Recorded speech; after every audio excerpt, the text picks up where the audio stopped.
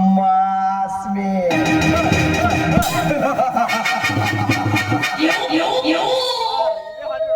ಜಗತ್ತಿನಲ್ಲಿರುವ ಸಕಲ ಜೀವರಾಶಿಗಳಿಗೆ ಹಣೆ ಬರಹ ಸೃಷ್ಟಿಸುವನು ಆ ಬ್ರಹ್ಮ.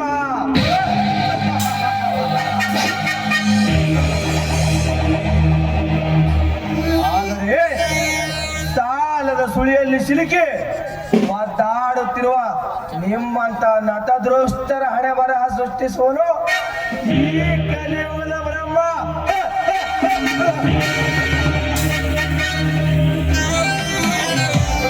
ಈ ಗುರಪ್ಪ ಒಂದು ಸಾರಿ ಕಣ್ಣ ನೋಟ ಬೀರಿದ್ರೆ ಸಾಕು, ಸಾವಿರಾರು ಹುಡುಗಿಯರು ಬಂದು ನರ್ತಿಸುವರು ಈ ಬ್ರಹ್ಮನ ತೋಳ ತೆಕ್ಕೆಯಲ್ಲಿ.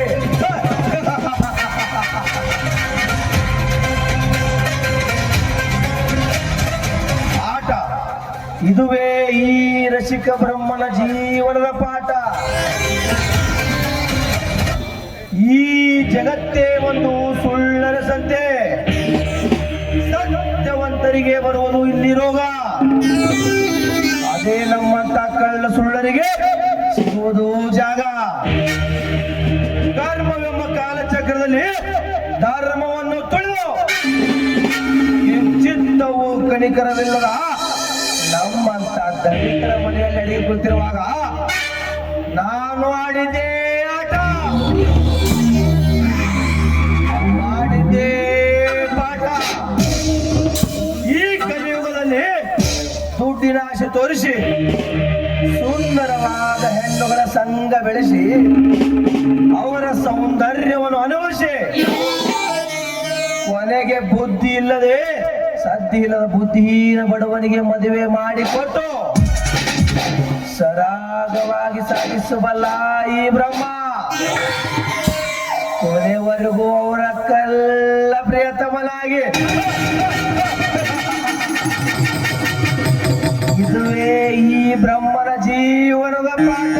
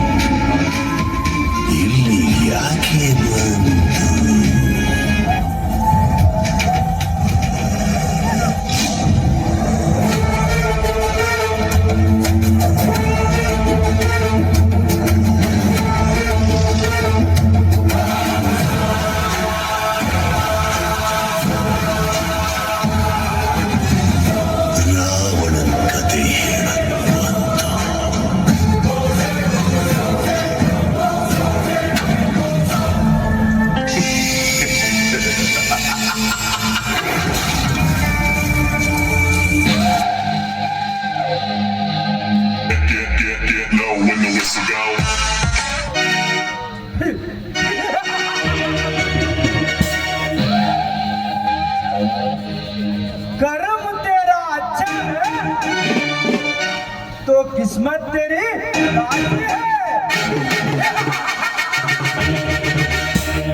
ಅಂದ್ರೆ ನೀವು ಮಾಡುವ ಕರ್ಮ ಒಳ್ಳೆದಿದ್ರೆ ನಿಮಗೆ ಫಲಾನು ಒಳ್ಳೆದೇ ಸಿಗುತ್ತಂತೆ.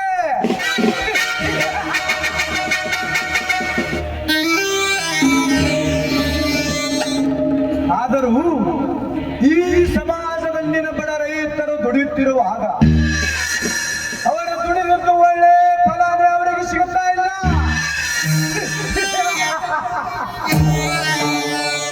ಇದಕ್ಕೆಲ್ಲ ಯಾರು ಕಾರಣ ಗೊತ್ತಾ? ಇಲ್ಲ ತಾನೇ? ಹಾಗಾದರೆ ನಾನು ಹೇಳ್ತೀನಿ ಕೇಳಿ. ಇದಕ್ಕೆಲ್ಲ ಕಾರಣ ಸರ್ಕಾರ.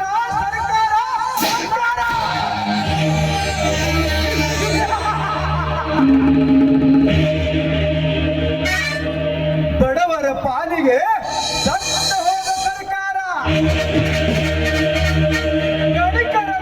ಧನಿಕರ ಕೈಯಲ್ಲಿರೋ ಸರ್ಕಾರ, ಹೆಣ್ಣು ಬಂದು ಮಣ್ಣಿಗಾಗಿ ಬೆಳೆದಾಡುವ ಮೂರು ಬಿಟ್ಟವರ ಸರ್ಕಾರ.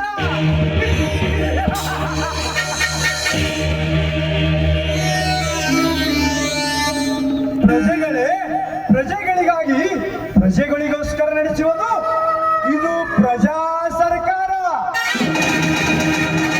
ಪ್ರಜೆಗಳಿಂದ ಆರಿಸಿ ಹೋದ ಪ್ರಜಾಪ್ರತಿನಿಧಿಗಳು ಸತ್ಯನ್ಯಾಯ ಎಂಬ ವಿಧಾನಸೌಧದಲ್ಲಿ ಕುಳಿತು ಬಡವರ ಕಷ್ಟವನ್ನು ಆಲಿಸುವುದನ್ನು ಬಿಟ್ಟು ಬೆತ್ತಲೆ ಸಿನಿಮಾ ನೋಡಿ ಕತ್ತಲಲ್ಲಿ ಮತ್ತೊಬ್ಬರ ಹೆಂಡರ ಜೊತೆ ಸರಸಾಡುವ ಶಾಸಕರಿಗೆ ತಲೆಗೊಂದು ಮಂತ್ರಿಯ ಸ್ಥಾನ.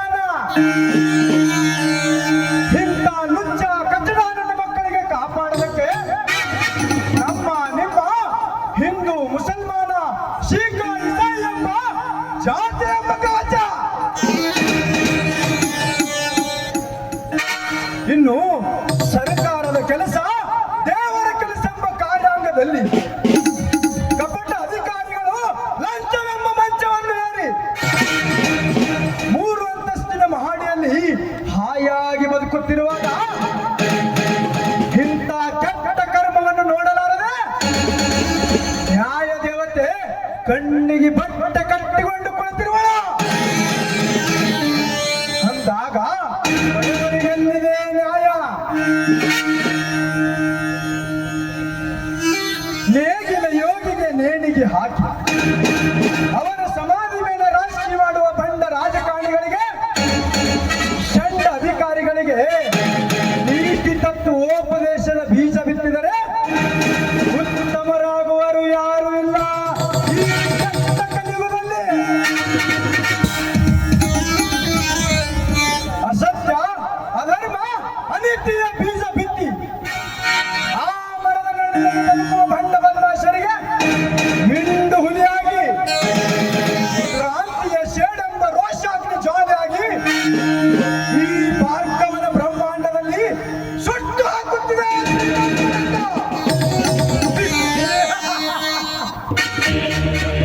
ಅದಕ್ಕಾಗಿ ಸೊಕ್ಕಿನ ಶ್ರೀಮಂತರು ಗಳಿಸಿರುವ ಸರ್ವ ಸಂಪತ್ತನ್ನು ಲೂಟಿ ಮಾಡಿ ಕಷ್ಟದಲ್ಲಿರುವವರಿಗೂ ಕಡು ಬಡವರಿಗೆ ಕೊಟ್ಟು ಕೈ ಹಿಡಿದು ಮೇಲೆತ್ತುವುದೊಂದೇ ಈ ಅಭಿನಯ ಚಕ್ರವರ್ತಿ ಕಲಿಯುಗದ ಮಾರ್ಗವನ ದಂಧೆ.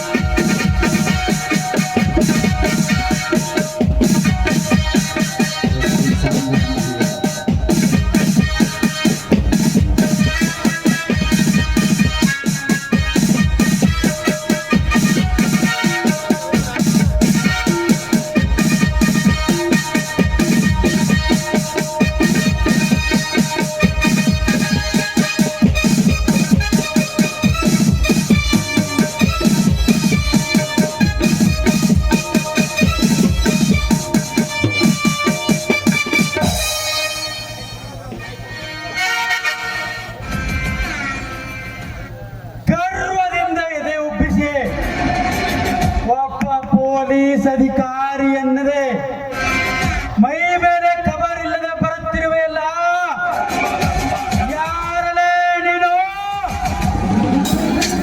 ಮಾಸ್ ದಮ್ಮುಂಟೆ ಖಾಸ್. ನಾನು ಎನ್ನುವರ ನರತೆಲೆಗಳನ್ನು ಕತ್ತರಿಸಿ ಇಡೀ ಪರ್ವತನ್ನೇ ಹೊತ್ತೊಯ್ಯುವ ದಿಕ್ಕೆಟ್ಟ ಹುಲಿ, ಶ್ರೀಮಂತರಿಗೆ ಗರ್ಜಿಸುವ ಸಿಂಹ, ಬಡವರ ಪಾಲಿಗೆ ಕರ್ಣ, ದೀನದಲಿತರಿಗೆ ಸಮಾಜ ರಕ್ಷಕ.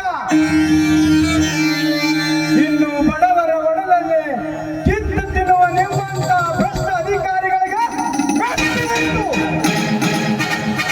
ಮಟ್ಟ ಹಾಕಲು ಆ ನನ್ನ ತಾಯಿ ಮುತ್ತೈದೆ ಗಂಗಾಬಾಯಿಯ ಗರ್ಭದಲ್ಲಿ ಹುಟ್ಟಿ ಬಂದಿವೆ ಮಾರ್ಗವ.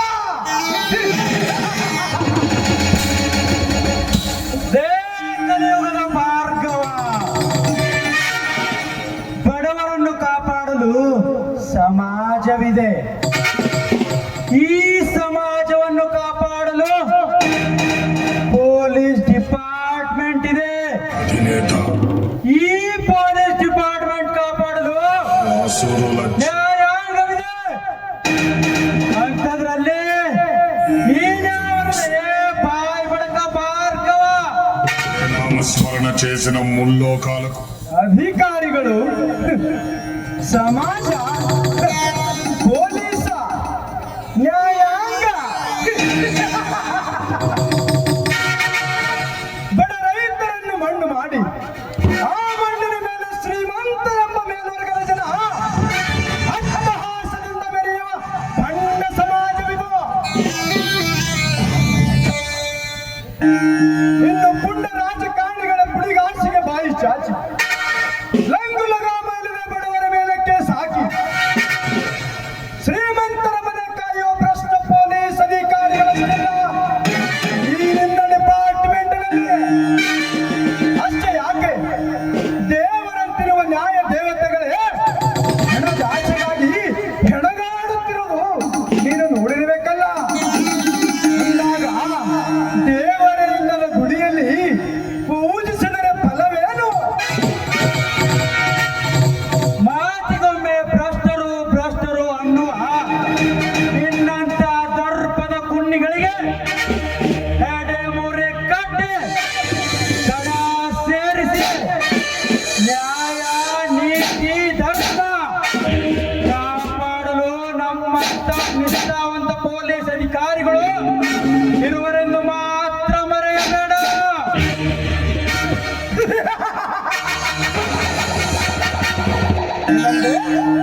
ಅಧಿಕಾರಿಗಳು ಬಡವರ ಪಾಲಿಗೆ ಸೇವಕರಾಗಬೇಕಾಗಿದ್ದ ಅಧಿಕಾರಿಗಳು ಬಡವರಿಂದ ಬಾಚಿದ ಹಣದ ಮಬ್ಬಿನಲ್ಲಿ ಐಷಾರಾಮ ಜೀವನ ನಡೆಸುತ್ತಿರುವಾಗ ಲೋಕಾಯುಕ್ತ ಎಂಬ ಹದ್ದಿನ ಕಣ್ಣಿಗೆ ಬಿತ್ತು ಮಿಗಗಳಿಂದ ವಶಪಡಿಸಿಕೊಂಡಿರು ಕೆಜಿಗಟ್ಟಲೆ ಬಂಗಾರ, ಕೋಟಿಗಟ್ಟಲೆ ಹಣ ಸಿಕ್ಕಿರೋದು ನಿಮ್ಮಂತ ದುಷ್ಟ ಪೊಲೀಸ್ ಅಧಿಕಾರಿಗಳ ಮನೆಯಲ್ಲಿ ವಿನಃ ನಮ್ಮಂತ ಇವರಂತ ಬಡವರ ಮನೆಯಲ್ಲ.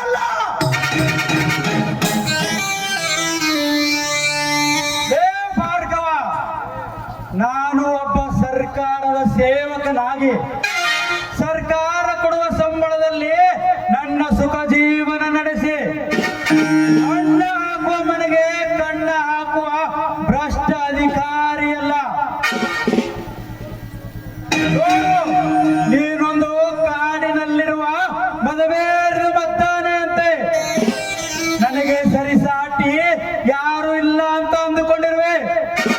ಆದರೆ ನಿನ್ನಂತ ಗರ್ವದ ಗಜಗಳನ್ನು ಒಂದು ಸಣ್ಣ ಇರುವೆ ಸ್ವಕನ್ನಡಿಗೆ ತಬಲ್ಲದು. ಅಂಥದ್ರಲ್ಲಿ ನೀನು ನನ್ನ ಕಾನೂನಿಗೆ ಯಾವ ಲೆಕ್ಕ ಚುಕ್ತ ಮಾಡುವೆ ಹೇಳು? ಏನಂದೆ? ಕಾಡಿನಲ್ಲಿ ಮದವೇರಿದ ಆನೆ. ಆನೆ ನಡೆದಿದ್ದೇ ದಾರಿ, ಆನೆ ಆರು ಹೆಚ್ಚಾದರೆ ಈ ಹುಲಿಗೂ ಮೂರು ಹೆಚ್ಚೆ. ಲೆಕ್ಕ ಚೊಕ್ಕ ಮಾಡಲು ಶಕ್ತಿಯಿಂದ ಬಂದರೆ ನನ್ನ ಶಿರ ಹೋದರೆ ಚಿಂತಿಸದೆ ವೈರಿಗಳ ಸೊಕ್ಕ ನಡುಗೆ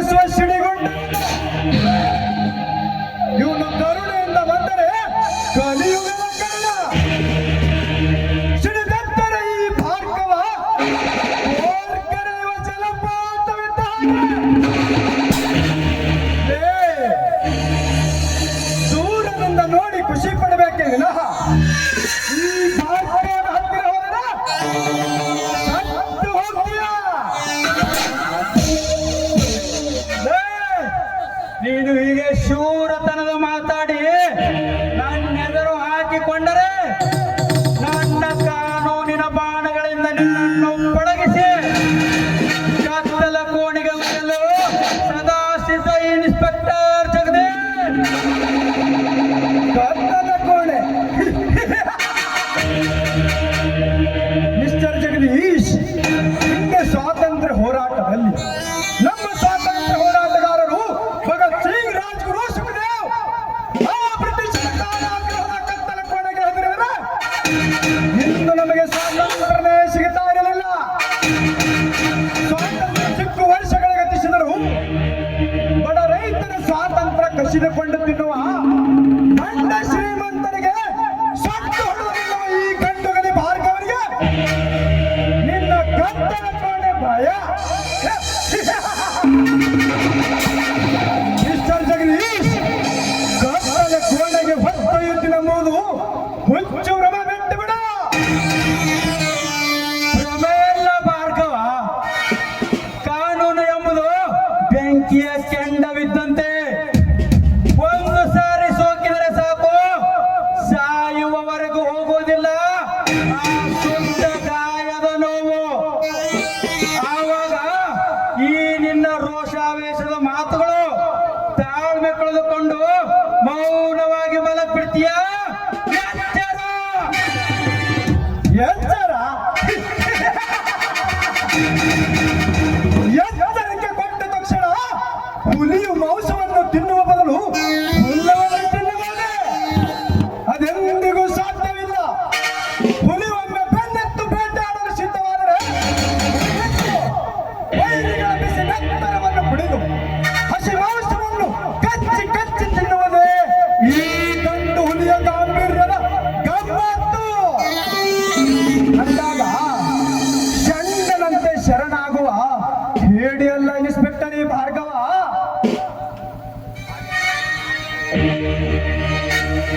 ಏ, ನೀನು ಹೀಗೆ ದಂಗು ಲಗಾಮಿಲ್ಲದೆ ನನ್ನೆದುರು ಹಾಕಿಕೊಂಡ್ರೆ ನನ್ನ ಕಾನೂನಿನ ಅಂಕುಶವನ್ನಿಟ್ಟು ನಾನು ಹೇಳುವ ಹಾಗೆ ಕೇಳದಂತೆ ಮಾಡದೆ ಹೋದ್ರೆ ನನ್ನ ಹೆಸರು ಇನ್ಸ್ಪೆಕ್ಟರ್ ಜಗದೀಶ್.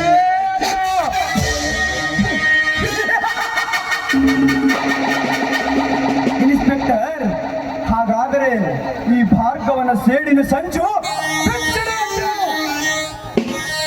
ಅಬಲಾರ ಮೇಲೆ ಅತ್ಯಾಚಾರ ಮಾಡುವ ಸಣ್ಣರಿಗೆ ಮಿಂಡು ಹುಲಿಯಾಗಿ, ಬಡವರ ಆಸ್ತಿಯನ್ನು ಹರಿದು ತಿನ್ನುವ ಶ್ರೀಮಂತರಿಗೆ ಗಂಡು ಹುಲಿಯಾಗಿ, ತಾಸಿ ಒಂದು ಬಣ್ಣ ಬದಲಾಯಿಸುವ ಬಂಡರ ಹೆಳೆ ಮುರಿಗಿ ಕಟ್ಟಿ ಹೊತ್ತೊಯ್ಯುವ ಗರುಡನಾಗಿ ಇಂಥ ಎಲ್ಲ ಕೆಲಸ ಮಾಡುವ ನನಗೆ ನಿನ್ನ ಕಾನೂನಿಂದ ತಡೆಯಲು ಸಾಧ್ಯವಿಲ್ಲ. ನಿನ್ನಲ್ಲಿ ಏನಾದರೂ ಕಾನೂನಿನ ದರ್ಪದ ಗಂಡಸ್ತನವರಾಯಿತಾರೆ ತಡೆದು ನಿಲ್ಲಿಸು ಈ ಅಭಿನಯ ಚಕ್ರವರ್ತಿ ಕಲಿಯುಗದ ಭಾರ್ಗವನಿಗೆ.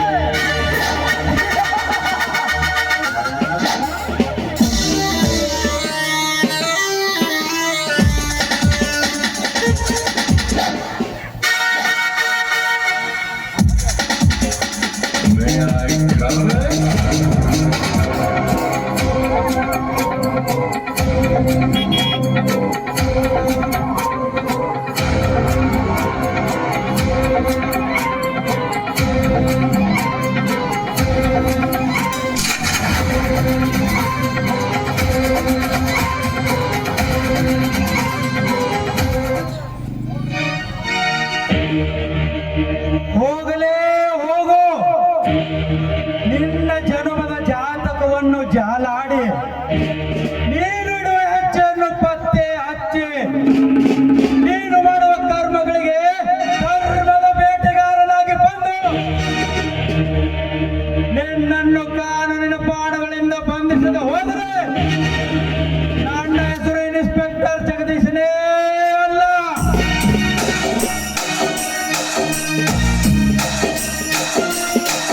ಏನಣ್ಣ ದಾರಿಯಲ್ಲಿ ಒಬ್ನೇ ನಿಂತು ಏನು ವಿಚಾರ ಮಾಡ್ತಿದ್ಯಲ್ಲ, ಯಾಕೆ?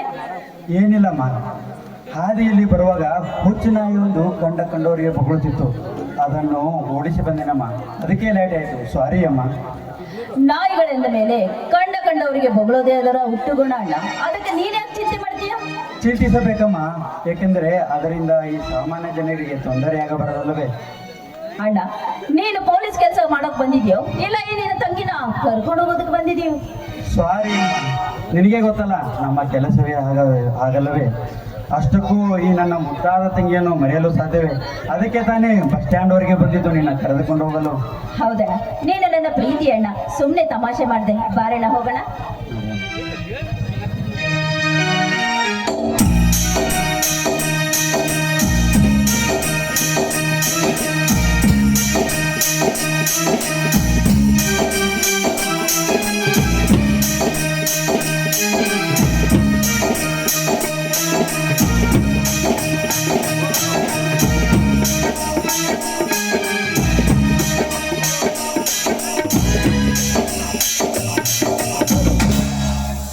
ಪ್ರತಿ ವರ್ಷದಂತೆ ಈ ವರ್ಷ ಕೂಡ ನಡೆಯುತ್ತಿರುವ ಗ್ರಾಮ ದೇವತ್ ನಂದಿ ಬಸವೇಶ್ವರ ಯಾತ್ರಾ ಮಹೋತ್ಸವ ನಿಮಿತ್ತವಾಗಿ ಬಸವೇಶ್ವರ ನವತರುಣ ನಾಟ್ಯ ಸಂಘ ಅಭಿನಯಿಸುವ ಸುಂದರ ಸಾಮಾಜಿಕ ಮತ್ತು ಕೌಟುಂಬಿಕ ಕನ್ನಡ ಕ್ರಾಂತಿಕಾರಿ ನಾಟಕ ಇಂದಿನ ದ್ವಿತೀಯ ಪ್ರಯೋಗದ ಉದ್ಘಾಟಕರು ನಮ್ಮೂರಿನ ಸುಪುತ್ರ ಯುವಕರ ಹೃದಯ ಸಮ್ರಾಟ ರಾಜಶೇಖರ್ ಮಾಲಕ್ ಚೌಧರಿ 33,333 रुपये. नाटकದ ಅಧ್ಯಕ್ಷರು ಸಿದ್ಧಗೊಂಡ ಮಾಮ ಬಿರಾಜ್ದಾರ್ ಮಾಜಿ सरपंचರು 25,000 रुपये. ನಾಟಕದ ಉಪಾಧ್ಯಕ್ಷರು ಶಾಂತಮಾಲಣ್ಣ ಕೊಳ್ಳೂರಿ PSI ಮುಂಬೈ 11,000 रुपये. ನಂದಿ ಬಸವೇಶ್ವರದ ಫೋಟೋ ಪೂಜೆ ಮಾಡಿರ್ತಕ್ಕಂಥ ವೈದ್ಯ ಮನೋರೆ 5,000 रुपये. ಭೂಮಿ ಪೂಜೆಯನ್ನು ಮಾಡಿರ್ತಕ್ಕಂಥ ನಿಶಾಂತ್ ಗುರುಶಾಂತ್ ತುಕಲಿ 5,100 रुपये. ಮತ್ತು ಗೀತಾಂಜಲಿ ಶಿಕ್ಷಣ ಪ್ರಚಾರಕ ಮಂಡಳದ ಅಧ್ಯಕ್ಷರಾಗಿರ್ತಕ್ಕಂಥ ಅಣ್ಣಾರಾವ್ ಬಸಣ್ಣ ಕರ್ವೇರ್ 5,100 रुपये. तेज पूजन नेरवेरिसिಕೊಟ್ಟಿರತಕ್ಕಂತ ಬಸವರಾಜ್ ಚಂದಪ್ಪ ಅವಧಿ 3,333 रुपये. ಗುರುಶಾಂತ್ ಸಿಂಗ್ ಮಹಾರಾಜರ ಫೋಟೋ ಪೂಜನ್ ನೆರವೇರಿಸಿಕೊಟ್ಟಿರತಕ್ಕಂತ ಸಚಿನ್ ಜವರ್ಗಿ ಬಸವೇಶ್ವರ ಹೋಟೆಲ್ ಮಾಲಕರು 31 रुपये. ಸಂಗೀತ ಪೂಜನ್ ನೆರವೇರಿಸಿಕೊಟ್ಟಿರತಕ್ಕಂತ ಸಂಭಾಜಿ ಅಣ್ಣ ಮಂಜುಳ್ಕರ್ 31 रुपये. ಕಾಲಿಕಾದೇವಿ ಫೋಟೋ ಪೂಜನ್ ನೆರವೇರಿಸಿಕೊಟ್ಟಿರತಕ್ಕಂತ ಹುಸೇನಿ ಜಮಾದಾರ್ 2,786 रुपये. ಶಿವಾಜಿ ಮಹಾರಾಜರ ಫೋಟೋ ಪೂಜನ್ ನೆರವೇರಿಸಿಕೊಟ್ಟಿರತಕ್ಕಂತ ದೇವ ಶಿರ್ಸಾಗರ್ 25 रुपये. ವಾದ್ಯ ಪೂಜೆ ಮಾಡಿರತಕ್ಕಂತ ರಾಜ್ಕುಮಾರ್ ಶಿರ್ಸಾಗರ್ 25 रुपये. ದೀಪ ಪ್ರಜ್ವಲನ ಮಾಡಿರತಕ್ಕಂತ